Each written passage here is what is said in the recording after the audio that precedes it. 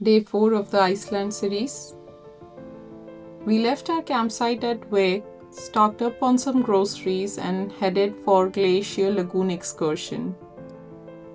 The day was looking perfect, and we were all very excited for the tour. Just as we were talking about what to expect, the unexpected, our camper van had some trouble, so we had to pull over. I was kind of panicked and asking my husband to turn around because we had left just 20 minutes ago, so it was easier to turn around.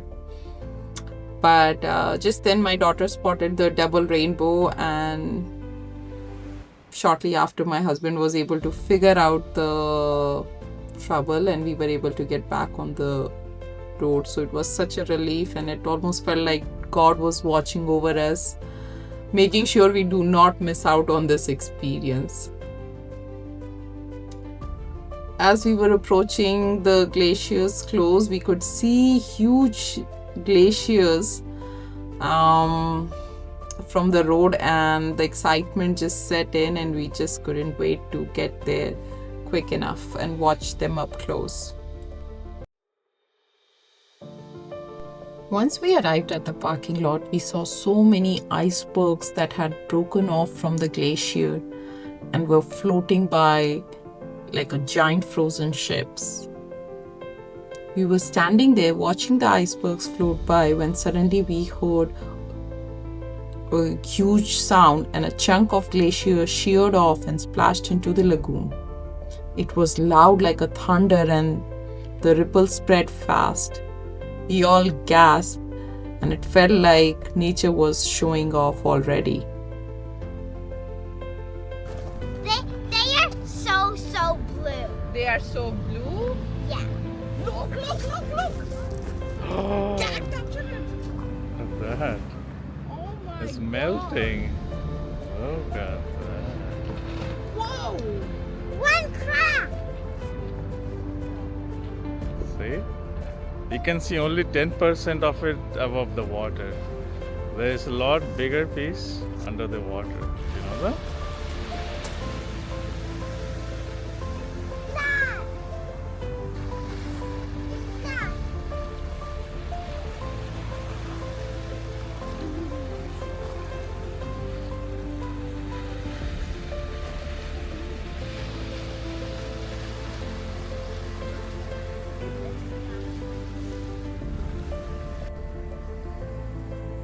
Our lagoon excursion started with us climbing on this big, chunky, amphibious bus that rumbled across the gravel and rolled straight into the water like it belonged there.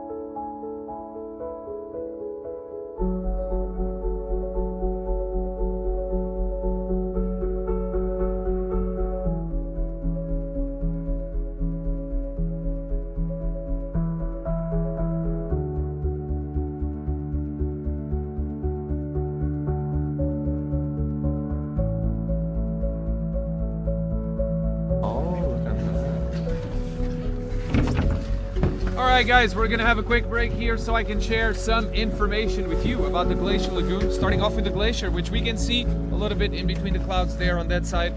Much clearer there on the other side at the end of the lagoon. You can see a very small part of what is called Vatnajökull. Vatnajökull is the largest glacier in Iceland, covering approximately 8% of the country. Now this glacier started forming around 3,000 years ago, which is very different from the Glacier Lagoon. The Glacier Lagoon did not exist up until the 1930s, so it is less than 100 years old.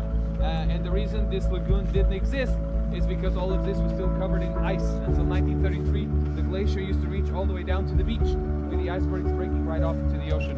But of course, in the last 100 years, as it started to get warmer and the glacier started to melt, the lagoon was formed, and now it just keeps on getting bigger and bigger every year. So as it stands today, from the bridge back there to the edge of the glacier over there, the total length of the lagoon is now getting close to 10 kilometers. That's around 6 miles, and that has doubled in the last 25 years alone. 25 years ago, the lagoon was only half the size that it is today. That's to give you an idea of how quickly the glacier is melting.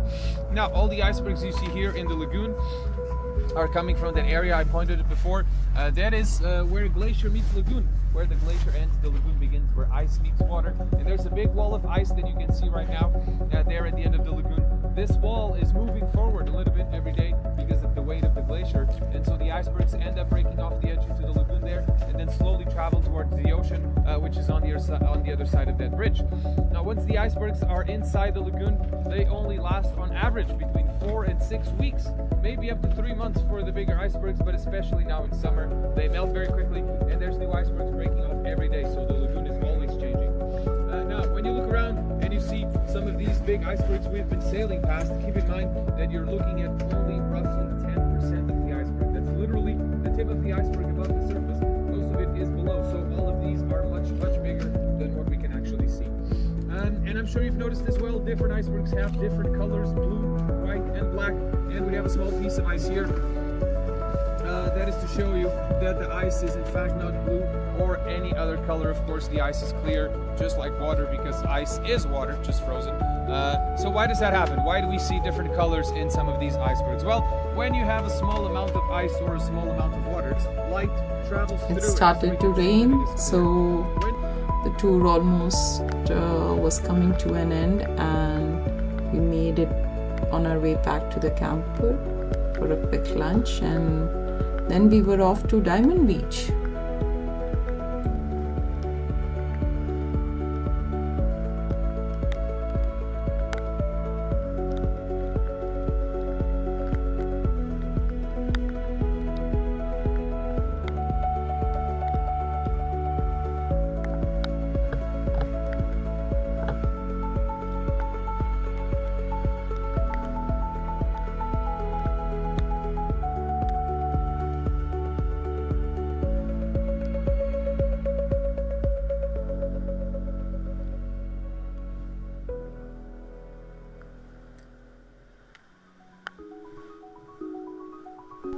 Diamond Beach was absolutely wild. There were ice chunks everywhere, some clear like glass, others frosty like sugar cubes, just scattered across the black sand. Felt like nature had dropped its jewelry box. We saw some seals wobbling and spent a little bit time on the beach. It was raining, so we did not stay too long. But the whole experience felt like we were walking through a frozen dream, just with sand in our shoes.